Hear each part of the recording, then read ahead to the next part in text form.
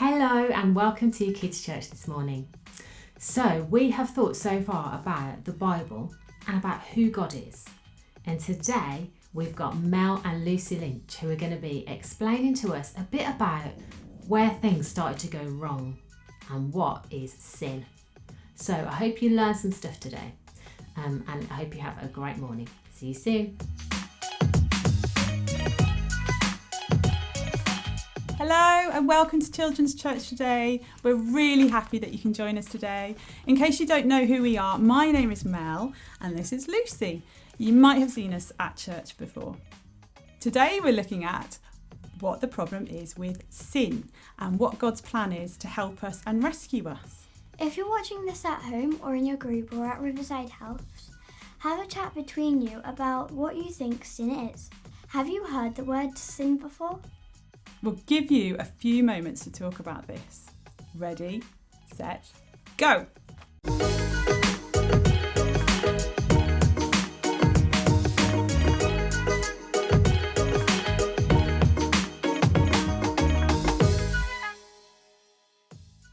I'm sure you came up with some great answers. If we say what you said, can you stand up and sit down again? Okay, we said sin was disobeying God. And ignoring God's way. When we do things our way and not God's way. And when we trust our own feelings and thoughts instead of trusting God and His truth. When we do things that make God or other people unhappy. And when we know what we should do, but we choose to do something else. So sin is something that we all do. So did you get any of these things? We hope that there were lots of people standing up and sitting down again. It's time for a game. For this game, we have written down 6 things that are examples of how we sin. What we need you to do is get a piece of paper and write down 6 ways that you think we've written down. The person that has the most correct wins. Have fun. So write down 6 things that we could do that make God or other people unhappy. Okay?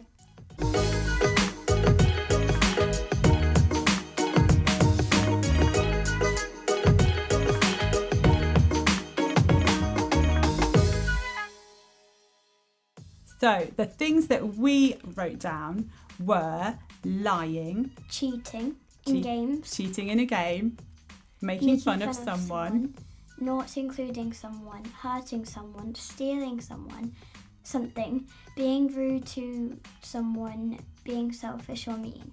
So how many people got those things? The person with the most is the winner. Well done. So now it's time for a Bible story. I'm just going to read from the Beginner's Bible, and it's the story of the prodigal son. Jesus told another parable about God's love. There was a man who had 2 sons, said Jesus. He owned a big farm.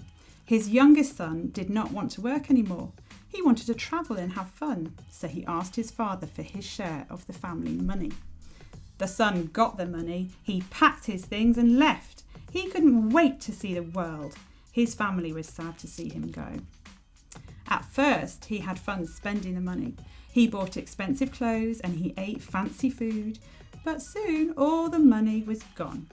He had to go to work and he got a job with a pig farmer. He was so hungry that even the pig's food looked good. The son wanted to go back home. He said, "I will tell my father I am sorry for what I have done.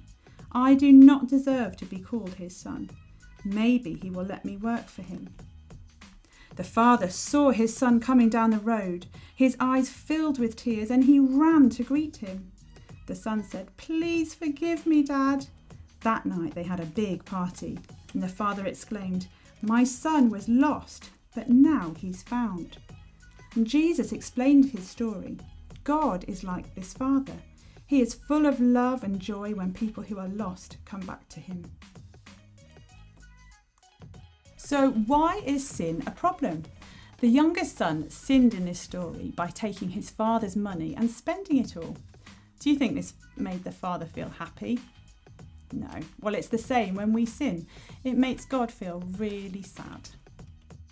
Sin keeps us away from God because he hates sin so much because he is so good that it's hard for us to stay close to him when we do bad things, or when we don't do things God's way.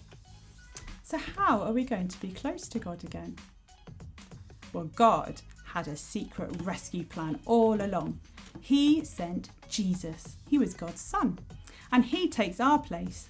So instead of us being punished, he took the punishment. So we can be close to God again when we say sorry to God and when we thank him for Jesus. God forgives us like that father in the story forgave his son. In Psalms 51 it says, God will wash us whiter than snow, and that's very clean. That is very clean. Now we're going to do a little demonstration of how Jesus can take our sin away, like an example. So if you're at home, you could get a bowl of water like this, and a paper towel, and a felt tip pen, and lastly a permanent marker. Now you might need a grown-up to help you with the permanent marker, so you can pause the video and get these things.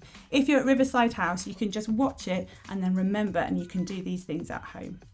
So what we do, you can put this up here. So if I have the permanent marker, Lou. So we're going to draw a love heart. We're going to draw a heart with the permanent marker.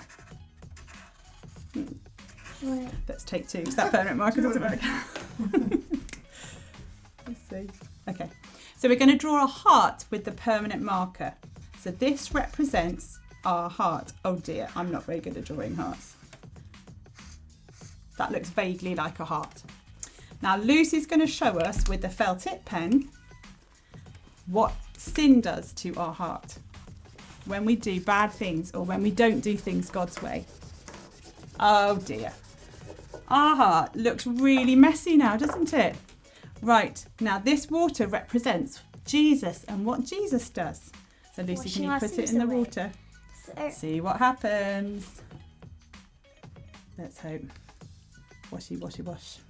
You see the water changing colour?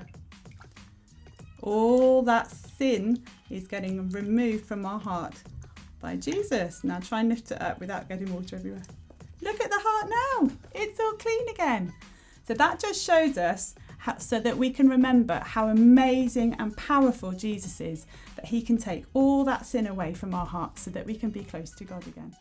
So why don't you take some time now with your friends or with who you're with at home to pray, and we can ask God to help you to choose to do things God's way. And why not thank him for sending Jesus to take the punishment for us when we don't do what God wants us to do.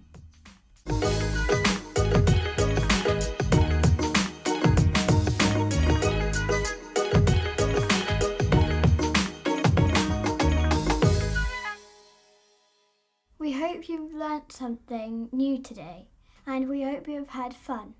Bye. Bye. Have an amazing week.